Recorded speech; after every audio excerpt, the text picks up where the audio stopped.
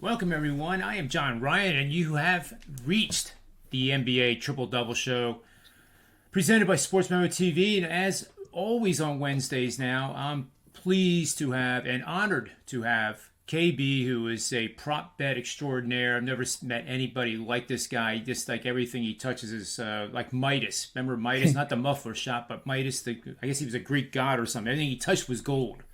It's Hey, amazing, amazing talent. thanks for having me up, John. Hey, you got it, buddy. And of course, we have Ronald Cabang in the house too, and he as well is kicking butt in the NBA. And even the old man that's talking right now is hitting 70% in the NBA. So, and that's coming off a loss last night. So I can't be happier to have you guys on board. And let's get started right away here. We're going to be looking at the first game, which is the Brooklyn Nets at Memphis. And then Memphis announced late last night, that Morant is not going to be played. The line shifted from Memphis as a 2-point favorite to now as a 2-point underdog. I'm seeing 2.5s. I think obviously this line probably goes to 3.5. So if you do like the Nets, you probably should jump on them now. And there's good reason to do that. Since they went 3-17, guys, that was back from January to late February, when Kevin Durant was recovering from a sprained medial lateral ligament injury in his knee. The Nets are now 6-1 straight up. They've only lost one game, and that was at home to the Dallas Mavericks on just an unbelievably lucky shot by Spencer Dinwiddie, and that's the only loss they have.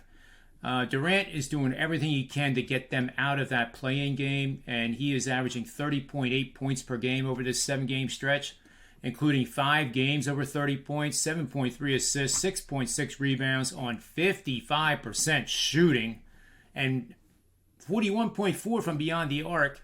Tonight, he actually has Kyrie Irving to help out, so I kind of think this line is cheap, but I want to see what you guys have to say about this. Ronald, take it away and tell us where you see the bet opportunity for this matchup. Yeah, this is actually a tough game, especially without Morant in the lineup for the Grizzlies. I know the Grizzlies. They've actually been doing really well without him in the lineup. They're 14-2 straight up, 13-3 against the spread without Morant. But this is a different team that they're facing here with the Nets, especially on the road. KD and Kyrie are both in the lineup. When they're both in the lineup, they're 5-2 straight up and 5-2 to the over. And so to me, it's like all they have to do is win in this situation. Um, and that's something that KD and Kyrie can do in a one-game sample size here, especially a team that's missing their top player. I know the Grizzlies are number one in defensive rating the last 5 games, and if they're going to win this game specifically, they're going to have to win with defense, especially without Morant's playmaking ability and offense there, obviously. And to me, this is just a game where you can kind of see them going up and down the court, but possibly having issues trying to actually score points or like, I don't know how to explain this, right? Because Drummond down low, right? He's on there, he's down there, he's going to be a defensive playmaker down in the post. And with Morant out of the lineup, they're not going to have someone that's always taking it into the paint, so they're going to have to rely on the jump shot. So here it's kind of like a mixed signals for me. I could see both ways as far as the spread goes. Nets are 4-9-1 against the spread against opponents on first game of back-to-back, but 7-3-1 against the spread following a double-digit previous matchup loss. The Grizzlies beat them earlier this season, and on the Grizzlies side, there are a lot of trends here that point towards the Grizzlies, but not all of these trends had Morant out of the lineup. So to me, it's the mixed signals here. It's a toss-up for me. If I was to play anything, I would say the Nets, because all they have to do here is get the W with such a short line. And I was leaning towards the over, but I think the number has seemed a couple points too high here. And with the Grizzlies playing solid defense lately, probably a lean towards the under. Excellent stuff, Ronald. Let's turn it over to Kevin here and see what he's got for the player prop bets for this matchup. Yeah, I'm glad you guys both explained that. You guys kind of broke it down really good, actually, and gave kind of both sides. And this one's tricky for a player prop angle as well, because you have a guy like KD going off, but then Kyrie gets in the mix, and then it's like, who's gonna do it this game? Is it gonna be Kyrie or is it gonna be KD? You never really know. But I feel like if I'm the coach, or in my opinion, if I'm KD, and Kyrie's coming back and you just carried the team to some victories, let Kyrie do it here. Excuse me. His point props 26.5 tonight, guys, and post All-Star game and 5 games, he's averaging 37.8 points when he plays. I mean, the dude's just been going off. He has crazy field goal percentage, crazy 3-point percentage right now, just like KD. But if I'm KD, I'm letting Kyrie take it here and just letting him be the star. So I would lean to Kyrie's points over 26.5. Nothing as far as the other side goes. I would lean probably like looking at Jaren Jackson for the Memphis Grizzlies, like Cabang and JR brought up. There will be no Morant in this one, so his usage has to go somewhere. His shots have to go somewhere, and Jaren Jackson is going to be that guy. And then last thing I'll say, one other guy I'm looking at is Steven Adams for rebounds as well. But I haven't got to the window on any of those. My biggest lane would be Kyrie Irving over 26.5. Sorry. Back to you, John. Oh man, I love that breakdown because I think you're right. KD needs a little bit of a break here. You know, he's not exactly 23 years old anymore. But I'm actually going to play a little bit more of a strategy here with the under because it is steaming. We have 80% of the bets right now going to the over. I think 239 is a pretty good number right now, 238.5. But I do think it's possible you're going to get this thing up to like 241, 241.5. At which point I will put 50% down of my normal bet size. And then in game, I'm going to hope that these two teams get out to a really, really fast start. And I'll add the other 50% at hopefully 247.5. And I think that combination is going to be a pretty good bet. There's also a betting system that has done extraordinarily well. 56 and 18 to the under. You're going to bet under in any game that has a total of 230 or more points, with one of the teams, being Memphis in this case, playing their no more than 4 games in their past 10 days. So they are pretty much rested. So maybe that defense will come to the forefront in their attempt to win the game, as Ronald pointed out. And in a matchup of just simply 2 winning record teams. That's going 56 and 18. So that's my strategy for the under in this game. Let's move on to the Jazz. The Jazz are on the road. And the team, I swear, is under the radar. I mean, they're a tremendous team. I think that I couldn't argue that they can't win the Western Conference. I can't argue that they can't win the whole thing. And they're going against the Boston Celtics, who, by the way, have the second best record since game number 41, which is the halfway point of the season. Only the Suns have a better record than the Celtics, and the Celtics are playing very well. This line opened as 6-point favorites for the Celtics. Playing in Boston, it's now dropped to -5, so we have some interest on the Utah Jazz.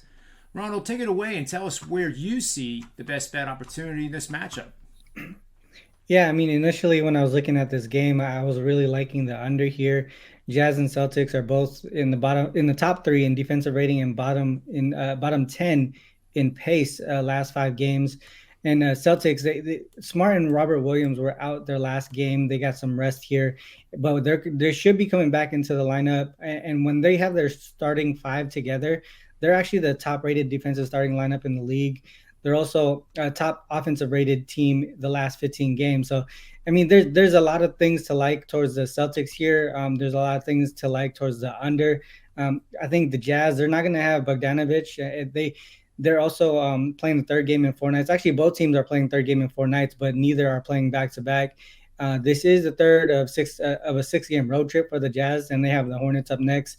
I mean, some trends to look at here. They're 10, 18, and 1 against the spread, and 18 and 11 to the under, following a previous matchup win. So they took care of the Celtics earlier in their last matchup earlier this season. On the Celtics side, they've won 9 of the last 10. This is the first game of a 4-game road trip as well, and they don't play until Sunday versus the Wolves, so they can go all out on this game, both offensively and defensively, and you know, they don't have to worry about rest or anything like that. To me, I think signs are pointing towards the Celtics and the under. Only reason why I would probably lay off the under now is just because of how much the total has steamed down since the open. So those are my leans here in this game specifically. I don't know if I'm gonna get to the window with either play here. It's a tough call. This is really a great game to watch as far as being just a fan overall. Yeah, and as far as my play goes in this one, I have no lean at all. I'm glad you broke that down for us, Cabang. But I just got to rant real quick on the Utah Jazz. I took Rudy Gobert over his rebounds at 13.5 plus money. All right. This man's averaging 14.7 rebounds on the year, and he comes out and gives me 4 rebounds. That's his career low. I took him on a career low. I just want to say thank you, Gobert, and I'm done with this game. Back to you, John. That's a great shout out to an NBA player. Oh, Well deserved too. I mean, 4 rebounds. That's pretty incredible. I like the strategy again in game. Like Ron was saying, it's steaming 221 down to 217. Probably going to go a little bit lower, I would think. So what an option you have is don't bet it. Don't bet the under. And if you want to bet the under, wait till the game starts. Hope that both teams get out to a fiery start. You might be able to get 221. You might be able to get 224. Patience is a virtue in sports betting, and not forcing something is far better than just going out and eating a hoagie and not even watching the game. That's all I have to say. Because now I'm getting pumped up. Because now we're talking about the Sixers on the road against my favorite team in the whole entire NBA, the LA Lakers. Lakers are a well-deserved 8-point underdog in this matchup. And Philadelphia comes into this matchup 17 games over 500. They have 11 games to go for the regular season to end. They're fighting for a top 3 seed in the Eastern Conference Finals, or not the finals, the playoffs. What am I saying? I'm so keyed up now because it's the Lakers, and I get so wound up I lose my concentration. The Lakers, I don't know if they're even going to make the playoffs. I mean, we're down to the wire here. There's so many different scenarios, so I'm not even going to predict that. But Ronald, tell me why I should not bet on the Sixers tonight and just call it a night. No, I think we're leaning both the same way here with the Sixers. To me, all signs are pointing towards the Sixers here. Lakers are coming off a double-digit win over the Cavs, but this is going to be a pretty bad schedule coming up. So they just had a 4-game road trip. Now they have this 1-game homestand versus the Sixers. Then they got to go back on the road for 3 more games. This is the same scenario for why I took the Bucks yesterday against the Bulls. This is also following a double-digit win, they're actually 1-10 against the spread. So that's another thing to go against the Lakers here. They also have a key game coming up against the Pelicans with playing game implications. The Lakers are 9th in the West, Pelicans are 10th. The Spurs and Blazers are only 2.5 games back. And if you hear those names, Spurs and Blazers, close to the Lakers, that's just crazy to hear this time around in the season. On the Sixers side, they just pulled off an upset over the Heat without Embiid and Harden, and that, to me, I mean, like I think John, we talked about this in the last game. Like, sure did. Teams are Sixers are struggling against the Eastern Conference teams or whatever it is, but this is a type of game that could bring a team together. Knowing that you can win a game like that without your top 2 players takes pressure off Embiid and Harden, and that brings momentum into a game over here against the Lakers team. I mean, who's struggling defensively. I mean, obviously they've been doing a lot better offensively as of late, but their defense is still struggling here. Sixers are 5-2 against the spread as road favorites in non-conference games as well. I know this is the first game of a 3-game West Coast road trip, so they traveled all the way across the country. But to me, all the signs are pointing towards the Sixers here. There's no way that I could look towards the Lakers in this spot. I 100% agree. What do you have for us, Kevin, on the player props? Yeah, this one's tricky because way Cabang's talking. If this is a blowout, you don't want to ever take a prop on a blowout. But there's one guy that has came to my head. It's Russell Westbrook for the Lakers. And before you guys freak out, the line isn't out yet. I just think his assist line has been at 5.5 most days. And if this comes out at 6.5, 5.5, I'm taking his over and his assist. If you look at his last 3 games, 11, 8, 10, in those 3 games, just averaging those 3 games out, he's seen 18.6 assist chances, guys. So that's a ton of assist chances, and hopefully the Lakers are somewhat capable of knocking them down. But the cool thing about Westbrook is he's actually sharing the ball. I think that's what he should have been doing all season long. But again, that would be a look here for his assist over. But other than that, not a lot of lines out in this game. So that's the way I would lean, John. KB, if I wanted to bet Westbrook for a triple-double when that line comes out, what do you think of that idea? No. You got the only reason I say that is because the 76ers top defense, and then as far as rebounds, they're just going to get snatched up by Embiid and Thibault. That whole team's pretty solid as far as rebounds goes. But a double Great double, point. I couldn't talk you out of a double double if you wanted his assist. He's getting the Yeah. Yeah, opportunities, man. That kind of yeah, correlates with their offense being a lot better lately. Just him, Westbrook, sharing the ball. That's why their offense has been a lot better the last 5 games. Yep. I mean, that makes a lot of sense to me. 19 chances, last 3, Kabang. That's pretty damn good. Yeah. Yeah. Yep. yeah. It's excellent. Well, I'm thinking over the team total with the Philadelphia 76ers, obviously. And I think all you guys both had breakdowns that supported that. There's also a betting system here that goes against losing record teams, which the Lakers are, by the way, in the second half of the season in each of the last 5 seasons, and are coming off a double-digit win as an underdog, like the Lakers did. Those teams, when they're at home, installed as an underdog, have gone 16-45 with 2 pushes. That equates to about 26% winners. That means the Sixers are the bet here. I also like the team total. Now we come to the most difficult part of the show where we have to give out our best bets. So why don't we start it off, and we'll go with Ronald, then Kevin, and then I guess I'll pull up the anchor. Yeah, I think for me, we're probably going to agree with this one, John. The Sixers is the only way I could look for these 3 games here. I think for me, the Sixers against the spread, I think -7 right now, right? That would be my best bet for today. What do you think, Kevin? Yeah. So this card's pretty tricky today so far. These 3 games that we've been breaking down. So I'm not gonna have anything official on these, but I will make this official for the show. Kyrie Irving over 26.5 points. I think he gets it done, and that would be my play in this one. I like that bet as well. I also like the Nets as a lean. It's not a best bet, but I do like the team total Sixers over, which is going to be somewhere around 123, I'm guessing. It might be actually lower, but my predictive models, guys, have them scoring 130 plus tonight. And I got to think that also means they're going to cover the spread, because I don't see how in the world the Lakers are going to be able to stay with that.